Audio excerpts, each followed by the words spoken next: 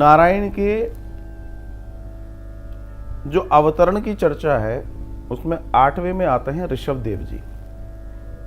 ठीक है, जब ऋषभदेव जी जो मूल रूप से पूर्ण सनातनी हैं, अब आप ये समझिए, एक तो जो धर्म आप कह रहे हैं असल में धर्म नहीं है, पंथ है। जैनिज्म में 13 पंथ हैं, 13 पंथ ही है ये।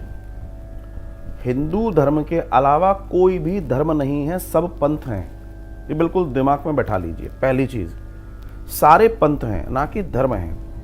आप कहने लगो धर्म, वो एक अलग बात है, लेकिन वो पंथ हैं। ठीक है, अब आते हैं अपन इस बात के ऊपर कि अब ये पंथ कहां से निर्मित हुए।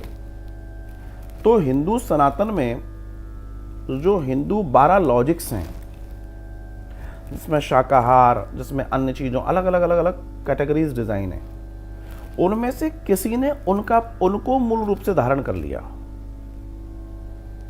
ठीक है, जिसको धारण किया और वो दिगंबर अवस्था में चले गए, शरीर छोड़ के। उन्होंने परमात्मा को, शरीर के ऊपर कोई वस्त्र नहीं था ऋषभ जी के, इसलिए ऋषभदेव जैनियों के प्रथम तीर्थंकर हुए।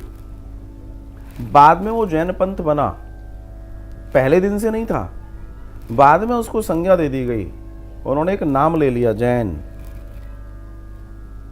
समझिएगा, तो इस संदर्भ में ये पंथ निर्मित हुए हैं। धर्म तो हिंदू ही था, हिंदू ही है। जितनी दुनिया में आपको धर्म के नाम पे चीजें मिलती हैं, सब हिंदुओं से ही निकलकर बने हैं। चाहे वो क्रिश्चियनिज्म हो, चाहे वो इस्लाम हो, चाहे वो जैनिज्म हो, चाहे बुद्धिज्म हो, चाहे सिखिज्म हो, चाहे कोई इज्म हो,